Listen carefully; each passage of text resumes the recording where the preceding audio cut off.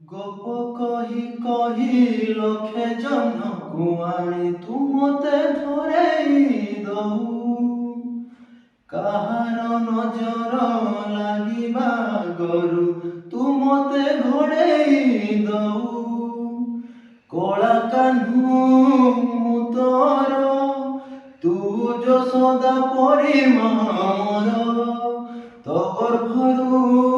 କାଢ଼ି ମତେ ଆଣି ଦେଖେଇଲୁ ରେ ସଂସାର ତୋ ହାତ ମୋ ମଥାରେ ରହିଥିଲେ ପାଦ ଧୂଳି ତୋର ନଉଥିଲେ ମୁଁ କିଛି ମାଗିବିନି